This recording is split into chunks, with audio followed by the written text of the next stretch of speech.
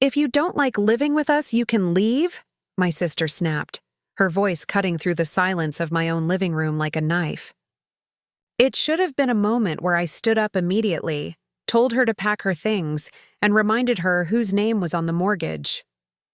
But instead, I froze.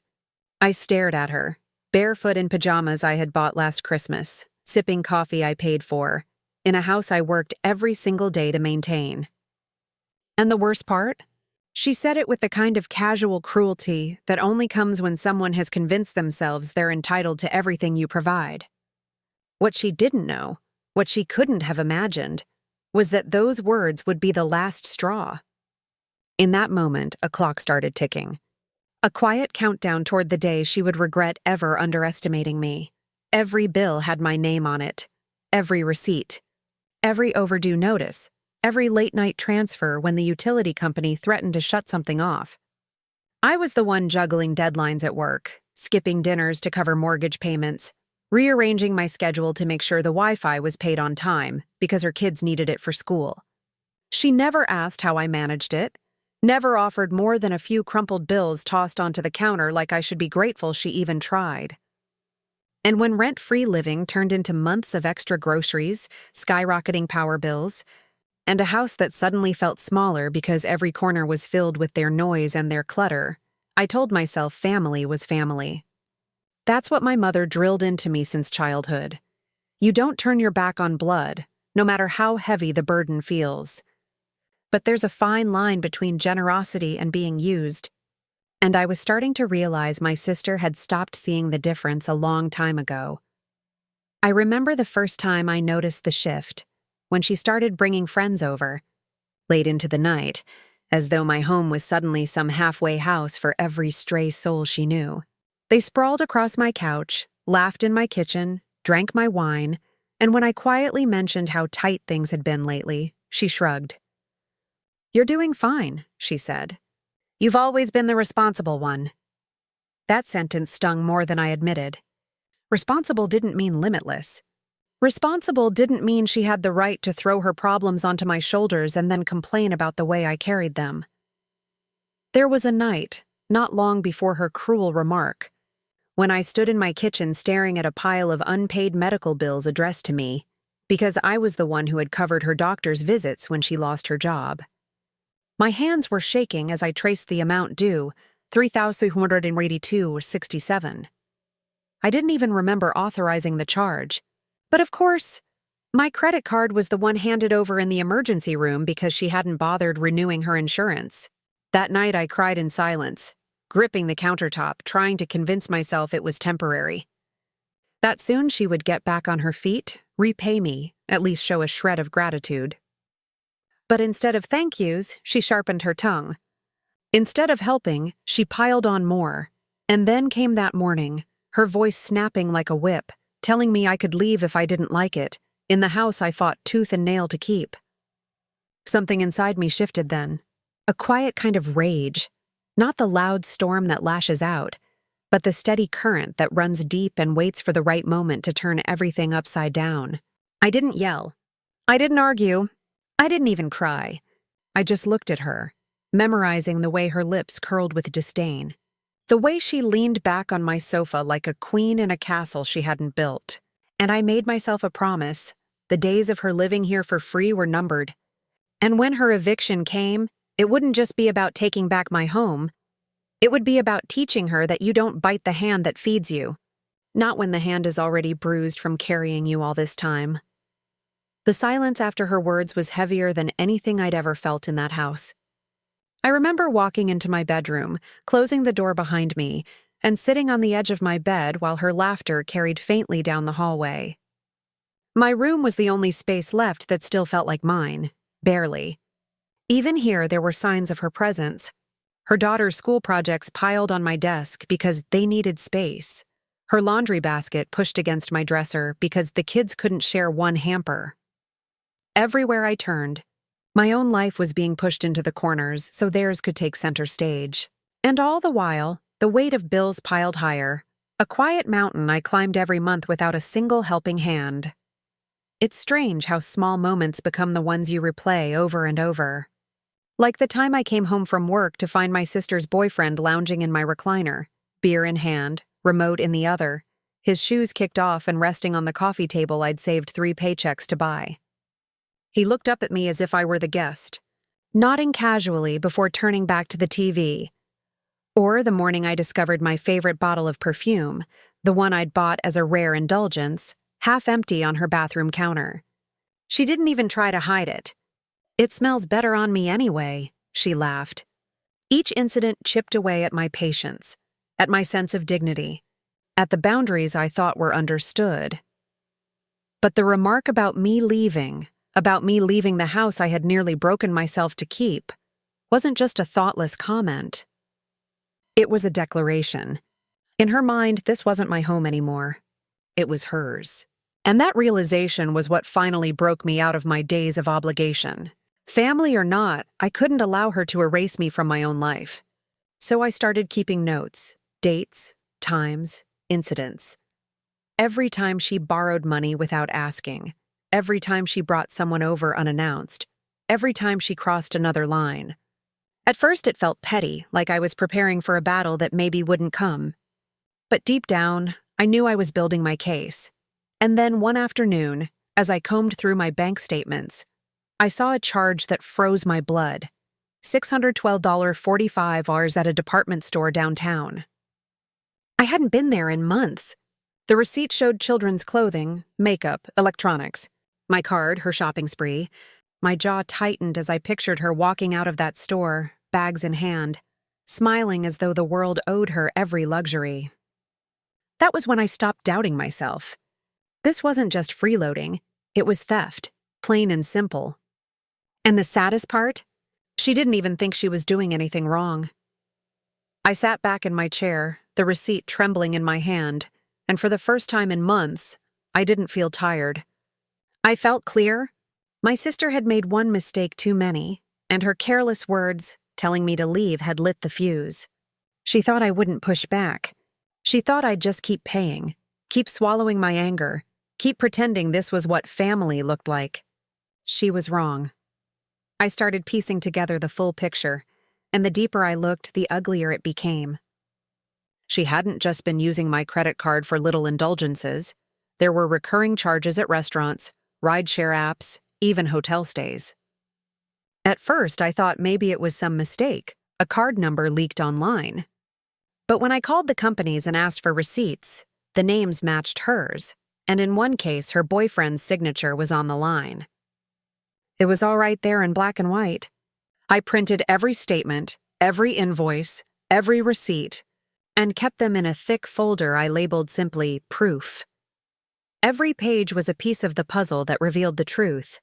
My sister had turned me into her personal ATM, draining me not just financially but emotionally too.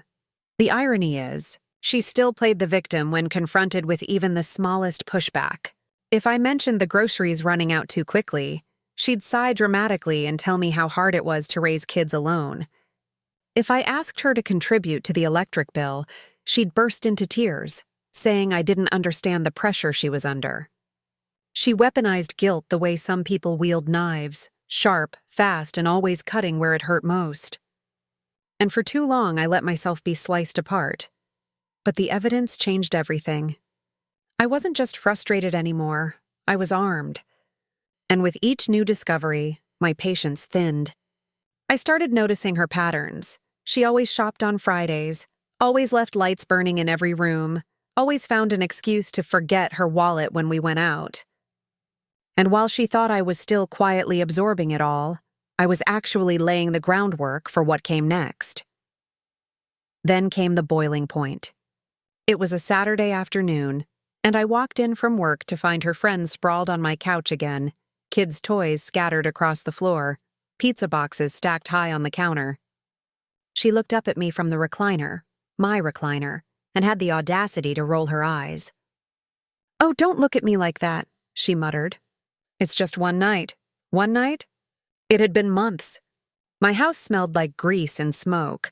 My walls echoed with voices I didn't recognize. And the life I had built for myself was gone, swallowed by her chaos. That night, when the noise finally died down and I was alone again, I sat at the kitchen table with the thick folder of proof in front of me. I spread out the receipts, the bills, the statements, and let the weight of it all sink in. This wasn't a sister who had fallen on hard times. This was someone who had decided her comfort mattered more than my sanity. Someone who had rewritten the story so completely in her head that she thought I should be grateful she even graced my house with her presence. And as I stared at the evidence, I made another quiet promise to myself. This would end. Not with shouting, not with empty threats, but with action she couldn't twist or ignore. By the time I stood up, sliding the papers back into the folder, I already knew the first step. Call the bank, then the landlord, then maybe even a lawyer. She thought I wouldn't dare, but I was done being her safety net. This wasn't about family anymore, it was about survival. And I was ready to survive, even if it meant burning every bridge she'd ever tried to build on my back. The confrontation didn't come with a dramatic fight. It came with paperwork. I remember sitting across from her at the kitchen table, the folder open between us, my hands steady for the first time in months. She glanced at the stack of bills and receipts as though they were meaningless scraps, then looked back at me with that same dismissive smirk I'd grown to despise. "What's all this supposed to prove?" she asked, swirling her coffee like she had all the time in the world. I didn't raise my voice. I didn't let my hands shake. I slid one of the highlighted statements across the table and said, "That's my card. That's your signature. You owe me?" Her face faltered for half a second before she laughed, that hollow laugh she used whenever she thought she could make me feel crazy. "You're exaggerating," she said. "We're family. Families share. I'll pay you back when I can. But the thing about having proof is that gaslighting loses its power." I pointed to the totals, page after page, over $6,000 in charges that had nothing to do with me. She grew defensive, snapping about how hard it was being a single mother, how I didn't understand her struggles. She even tried to twist it, saying I should be proud to help because it made me useful. Useful. That word cut deeper than I expected. Not loving, not supportive, just useful, like a tool she could pick up and put down whenever she pleased. The argument that followed wasn't loud, but it was final. I told her things were going to change, that she had 2 weeks to get her affairs in order and leave my house. For the first time, she looked at me like I wasn't the doormat she'd grown accustomed to walking over. Her mouth opened, ready to unleash another stream of excuses, but something in my expression must have told her I wasn't bluffing. Still, she tried. She called our mother, crying into the phone about how cruel I was being. She paraded the kids in front of me, asking if I really wanted to throw them out on the street. She begged, then raged, then went silent. I didn't budge. I wasn't the sister she remembered anymore. I was the woman who had paid every bill, carried every burden, and finally decided enough was enough. That night, I locked my bedroom door for the first time since she'd moved in, and for the first time in months, I slept without tossing and turning. I'd drawn my line, and the countdown had begun. The next days were a masterclass in manipulation. My phone lit up constantly with messages from my mother, long texts dripping with guilt, reminding me of every childhood favor my sister had ever done for me. "She's your blood," Mom wrote. "If you can't help her, who will? Think of the children." I stared at the screen, furious at how easily my sister had rewritten the story for our mother, leaving out the receipts, the theft, the way she had told me to leave my own home. It was a pattern I knew too well. My sister painted herself as the victim, and I was cast as the cold-hearted villain. But this time, I refused to play the role. When guilt didn't work, she switched tactics. She started being overly sweet in the mornings, making pancakes for the kids and accidentally leaving a plate on the counter for me. She smiled too wide, her voice dripping with false warmth as she said, "See, we're not so bad to live with, are we?" I ignored her because I knew the truth. Those pancakes were paid for with the money she stole off my card. Then, as if a switch flipped, she grew cruel again. One evening, I overheard her on the phone with a friend, her voice sharp and mocking. "She thinks she's some kind of boss now. We'll see how long that lasts." She didn't even lower her tone when I walked past. She wanted me to hear. And the kids? She used them too. Her youngest left a crayon drawing on my bed. Me standing outside the house, a big, sad face scribbled over my head, while she and the kids were inside smiling. My sister must have encouraged it. When I asked gently about it, her daughter shrugged and said, "Mommy says you don't love us anymore." That broke something in me. She was poisoning even the innocence of her children just to tighten her grip on me. The real blow came when I returned home one afternoon to find my spare key missing from its hook. Later that night, her boyfriend strolled in without knocking, carrying bags of takeout like he belonged there. I demanded to know why he had a key, and my sister smirked, saying, "You weren't using it. He's here all the time anyway." My blood boiled. It wasn't just freeloading anymore. It was invasion. They were erasing the line between what was mine and what they believed was theirs. That night, I updated the folder. Receipts, bank statements, and now a detailed log of incidents. I even took photos, pizza boxes stacked to the ceiling, her boyfriend's car parked in my driveway overnight, the crayon drawing left on my bed. It wasn't just about kicking them out anymore. It was about protecting myself legally. Because I knew my sister well enough to realize that when I finally pushed her out the door, she wouldn't go quietly. The war didn't explode in a single night. It unfolded like a slow, suffocating storm. My mother kept calling, leaving voicemails that grew sharper with every attempt. "You'll regret this," she said in one. "When you're older and alone, you'll wish you had family to lean on." It was exactly the kind of dagger she knew how to twist, using fear of loneliness as a weapon. I let the messages pile up, but each one only hardened my resolve. They weren't calls of concern. They were demands for compliance.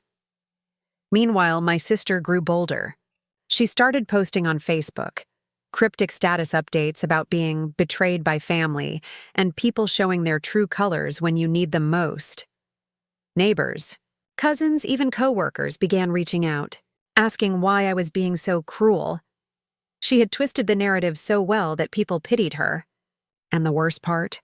She knew the public pressure would sting me more than any private fight. She weaponized community gossip, using shame like currency. Inside the house, the tension was unbearable.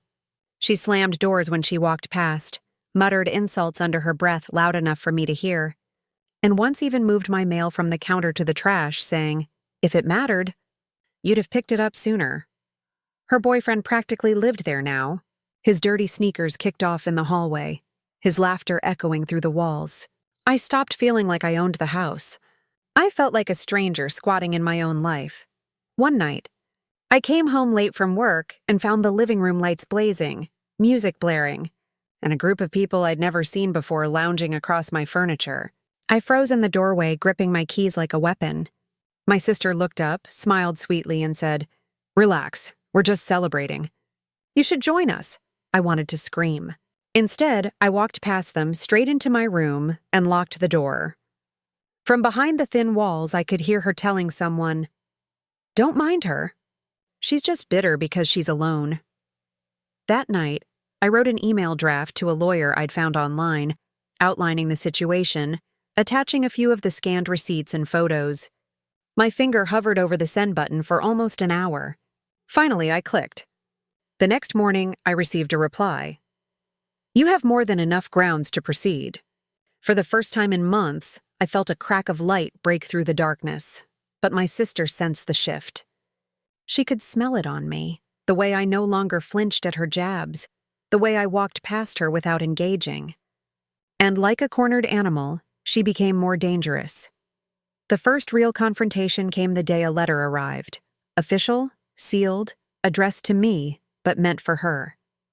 I had given my lawyer the folder, every receipt, every photo, every detail I'd collected, and he had wasted no time drafting a formal notice of eviction. I left the envelope on the kitchen table before heading to work, knowing she'd see it. When I came home that evening, the letter was torn in half, crumpled on the floor.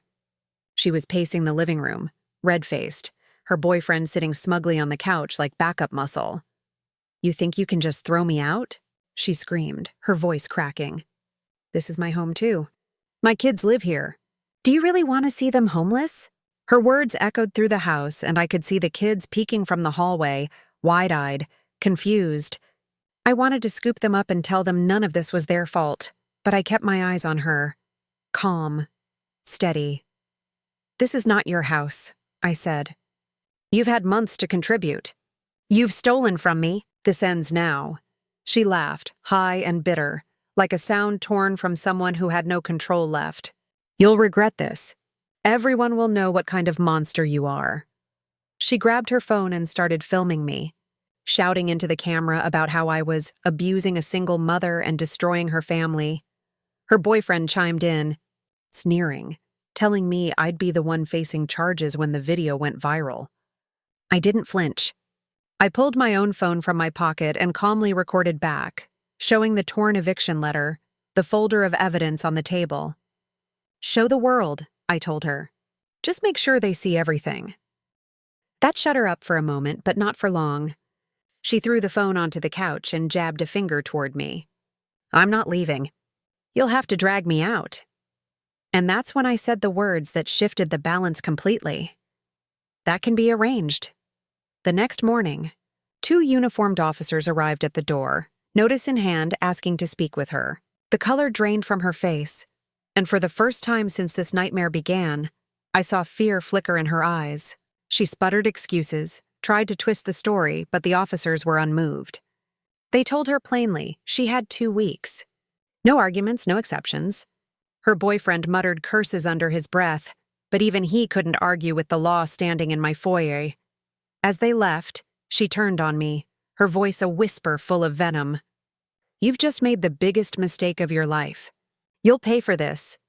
She thought her words would rattle me, but instead, they solidified something deep inside. The war was no longer just emotional. Now it was official.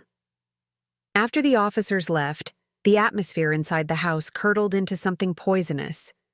My sister didn't bother hiding her hostility anymore. She slammed every door, stomped through the hallway, made sure her voice carried when she called people to rant about me. That night, I opened Facebook and saw a live video, her sitting on my sofa, tears streaming down her face, telling the world how her cold, heartless sister was throwing her and her children out on the street. The comments poured in, strangers calling me a monster, friends from our childhood saying, "How could she do this to you?" My phone buzzed with texts, even from distant relatives I hadn't spoken to in years, demanding explanations. She was painting me as the villain in real time, and people were eating it up. But she didn't stop at words. Little things around the house began to go missing. My charger, my favorite mug, an old photo of Dad and me. I knew it was her way of clawing at me, reminding me that nothing in this house was safe from her reach. One morning, I opened the fridge to find my groceries gone, replaced by cheap takeout boxes that weren't even mine. Another night, I came home late to discover the thermostat cranked to 90, every window locked shut, the air suffocating. She sat in the recliner, smiling faintly as if daring me to complain. The manipulation with family escalated too. My mother showed up unannounced one Sunday, knocking so hard the neighbors peeked out their windows. She barged inside, her voice trembling with rage. "You can't do this," she hissed at me, pointing a finger in my face. "She's your sister. She has children. What kind of person are you?" My sister stood behind her, arms folded, smirking like she'd won. I didn't yell, didn't argue. I simply handed my mother the folder, the receipts, the credit card statements, the eviction notice, all neatly organized. "This," I said, "is the kind of person I am. Someone who refuses to be robbed blind." My mother scanned the first page, her face paling, and then shoved the folder back into my hands. She didn't want to see the truth. She only wanted her version of family. She left in silence, but the look she gave me before walking out told me I was on my own. That night, my sister made her boldest move yet. I heard rustling in the garage and found her boyfriend stuffing boxes with my tools, old electronics, even holiday decorations.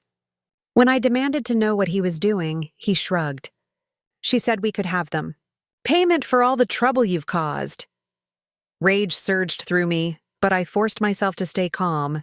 I snapped photos of the boxes, of his face, of everything. Then I called my lawyer and left a voicemail at nearly midnight. "It's getting worse," I said, my voice low, steady. "We need to move faster."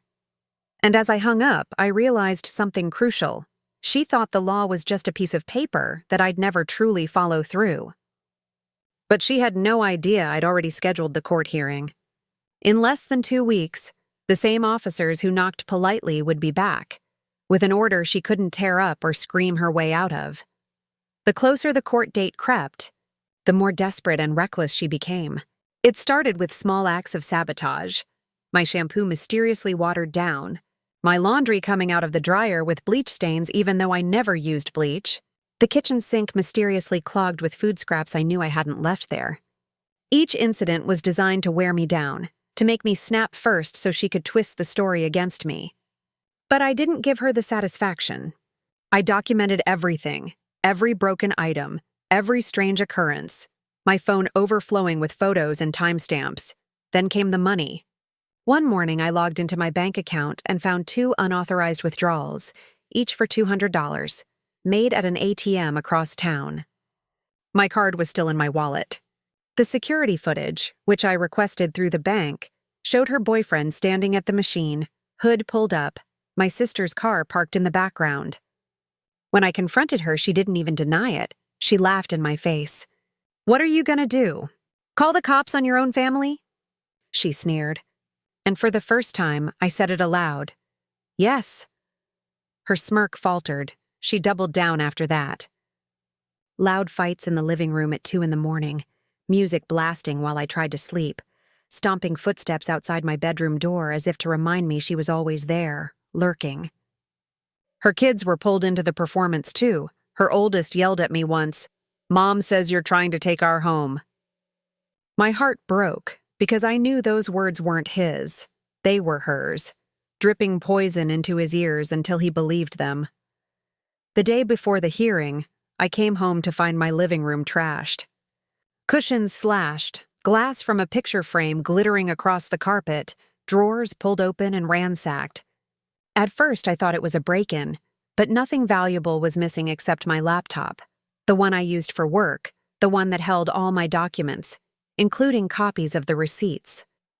She was sitting in the kitchen when I stormed in, sipping tea like nothing had happened.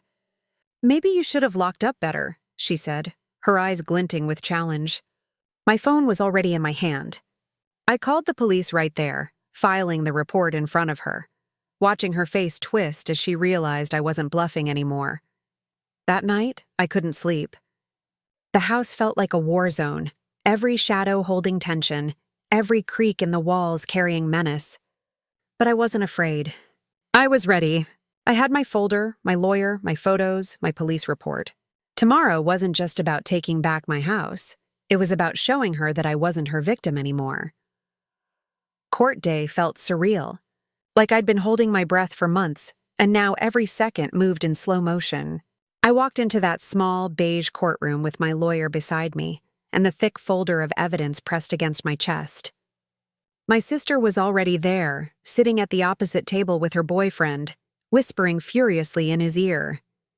When her eyes met mine, she smirked, like she thought the whole thing was still a bluff, a performance I'd never finish. But when the judge entered and the session began, the smirk didn't last long. My lawyer spoke first, calmly laying out the timeline, the months of unpaid bills, the unauthorized credit card charges, the police reports, the photographs. He placed copies of the receipts on the judge's desk, each one a dagger in her story. My sister shifted in her seat, crossing and uncrossing her arms, her face flushing red. When it was her turn, she launched into the performance I'd seen 1,000 times, tears streaming, her voice trembling as she claimed I was abandoning her and her children. "We had an agreement," she said, clutching at her chest. "She promised we could stay. She's making things up to push us out." But this time, it wasn't just my word against hers. The judge flipped through the papers, unimpressed by her dramatics. He looked at the police report, the bank records, the eviction notice. Then he turned to her and said, his voice flat and final, "You have no legal claim to this property. You are required to vacate within 7 days. Failure to comply will result in forcible removal. Her face crumpled like she'd been struck. The courtroom was silent except for her muffled sobs and the sound of her boyfriend cursing under his breath. As we left the courthouse, she hissed at me in the hallway, her mascara smeared and voice sharp like glass. "You think this is over? You've humiliated me. You'll regret it." But for the first time, I didn't feel shaken. I felt free. Because her threats were empty now, the law was on my side and the countdown wasn't mine anymore. It was hers. That week was chaos.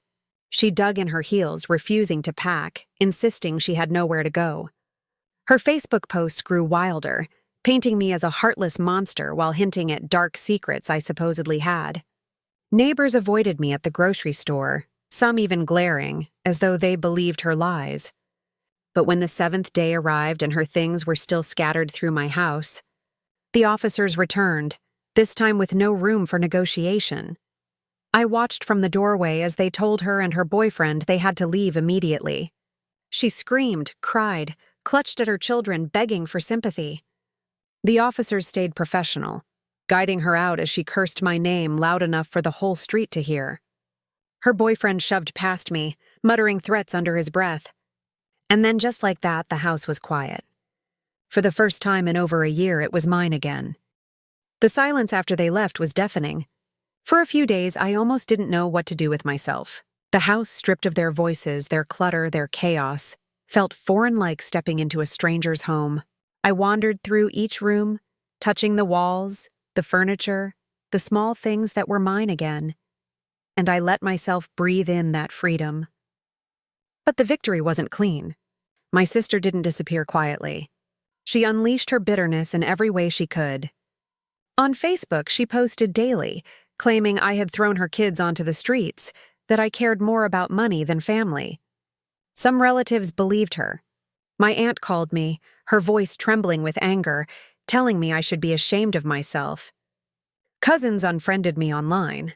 Even my own mother kept her distance, still clinging to the version of events my sister spun. I stopped checking social media. I had to, or the poison would seep in again. But the fallout wasn't limited to words. One evening, I came home to find my mailbox pried open, my letters scattered across the lawn. A week later, my car tires were slashed in the driveway. The police filed reports, but without proof of who did it, nothing came of it. Still, I didn't need proof. I knew. Every petty act of vandalism reeked of her rage, her refusal to accept she had lost control. Despite the smears, something shifted inside me. I wasn't crumbling under her pressure anymore. I had evidence. I had truth. I had my home back. I started rebuilding in small ways, new locks on every door, cameras installed around the property, repainting the walls she and her children had scuffed and scribbled on. With each brushstroke, each click of a lock, I felt like I was reclaiming not just my house, but my life. And the strangest thing? Even in the loneliness when relatives stopped calling, when holidays grew quiet without invitations, I felt stronger. I no longer woke up to the sound of slammed doors, no longer tiptoed around my own kitchen, no longer feared opening my bank account.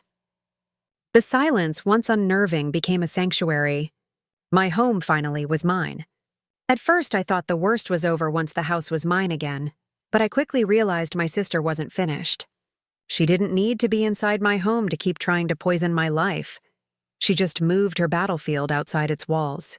It started small whispers through mutual acquaintances, neighbors giving me sidelong glances as if they knew some secret about me.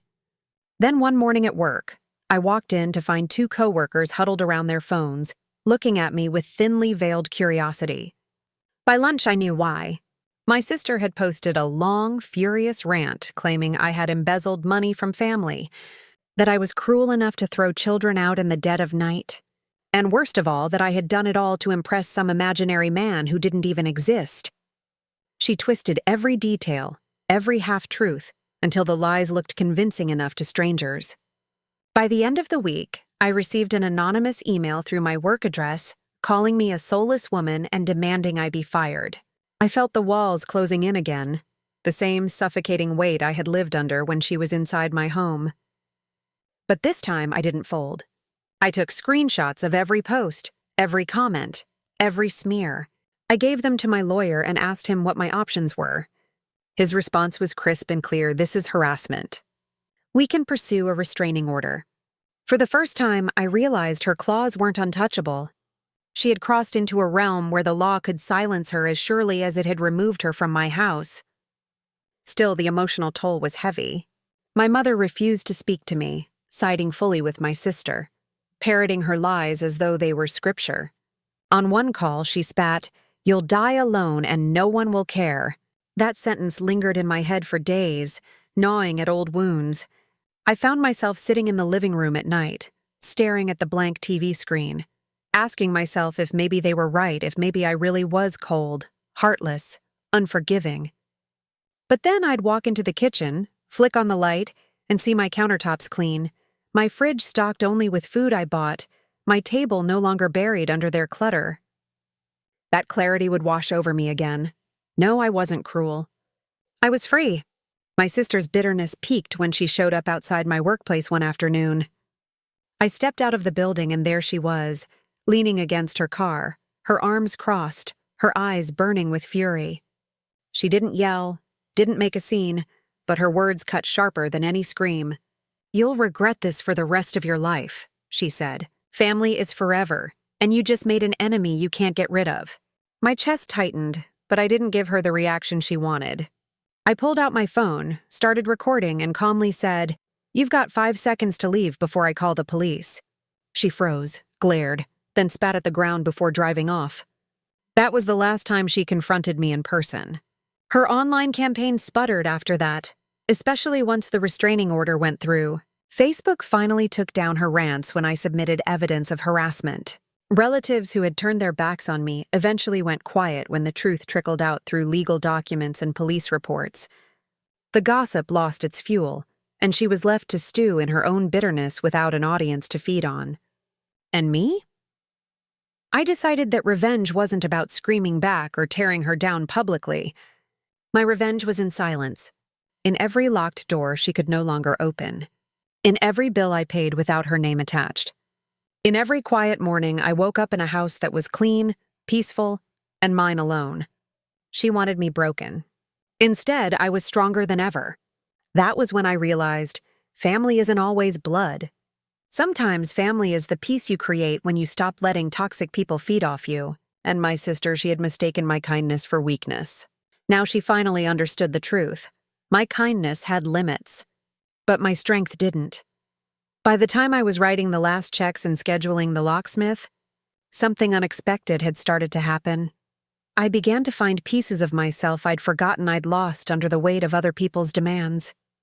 I signed up for a pottery class I'd always joked about but never done because there's no time. I booked a weekend away to a quiet coastal town and didn't feel an ounce of guilt when I walked on the sand alone, letting the wind carry away the small, constant hum of anxiety I'd carried for years. I changed the locks and watched the old keys disappear into the trash with a sense of ceremony. Each metallic clink felt like a tiny, private victory. Neighbors I'd once waved to awkwardly began nodding with polite curiosity.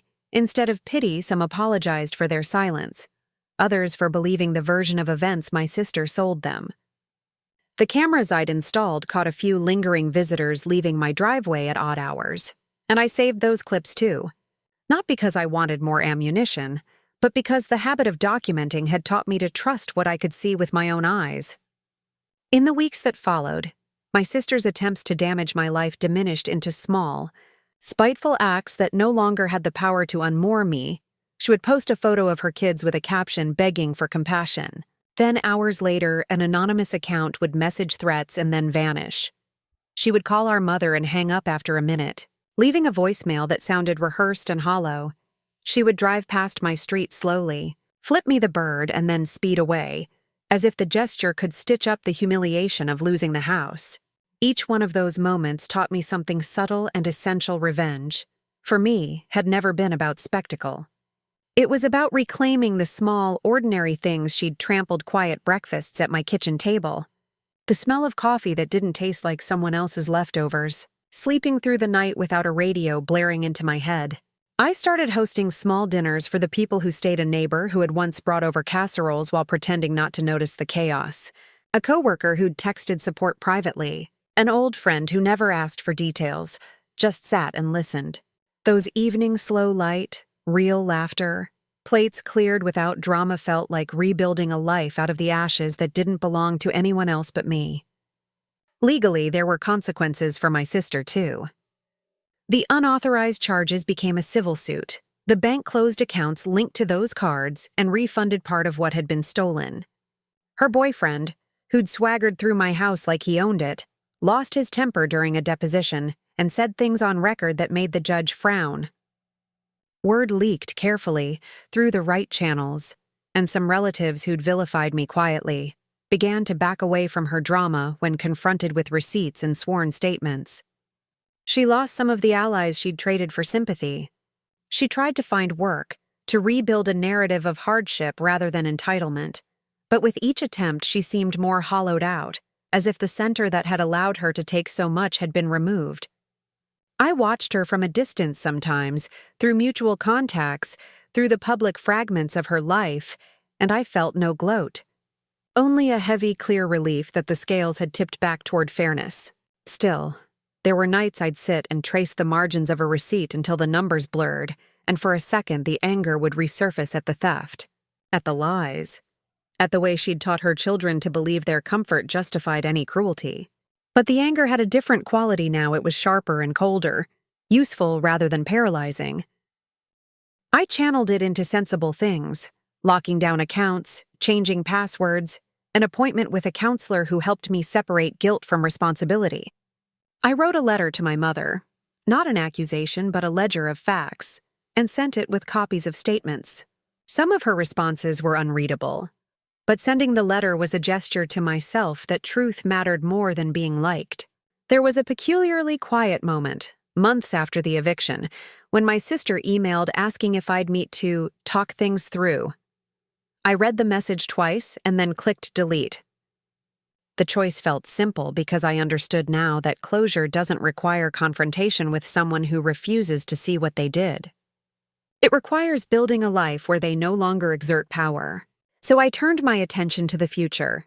I painted the spare room a color I'd loved as a child. I planted lavender along the back fence so there would be a strip of scent on summer evenings. I started to save for a trip I'd always said I couldn't afford. Each small investment in myself was a line drawn around my life, an assertion that I would not be consumed by the drama of others. The most satisfying revenge, I realized, was mundane. Paying my bills on time without second-guessing where the money had gone.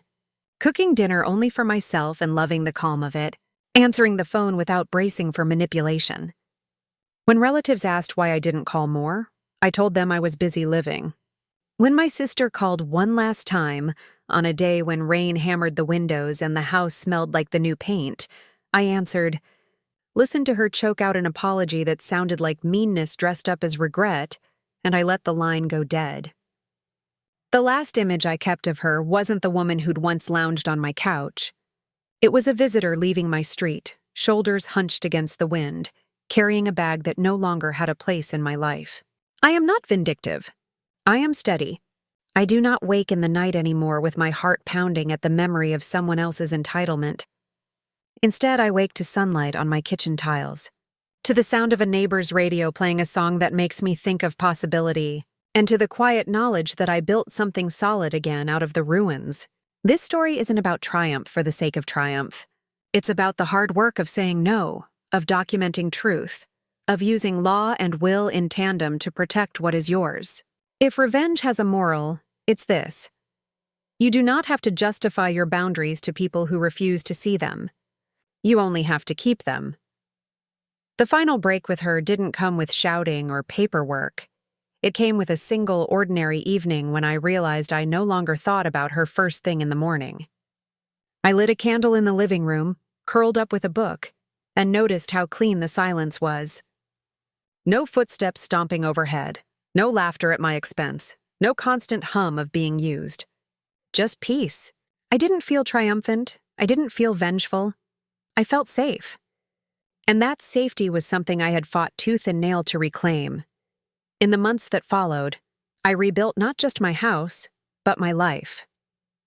The lock stayed firm, the bank account stayed untouched. The laughter that filled my space belonged to friends I chose, not family who drained me. My sister faded into the background, her noise swallowed by her own choices. I didn't chase her downfall because I didn't need to. The true revenge was that I no longer cared. Looking back, I see it clearly now. Family isn't defined by who shares your blood. It's defined by who respects your walls, your sacrifices, your worth. My sister thought I would always be the safety net she could fall into without consequences. But I cut the net and she fell on her own. And I walked away stronger, freer, and finally in control of my life again. So I'll leave you with this. What do you think? Was I too harsh or not nearly harsh enough? Tell me in the comments. I'm curious where you stand.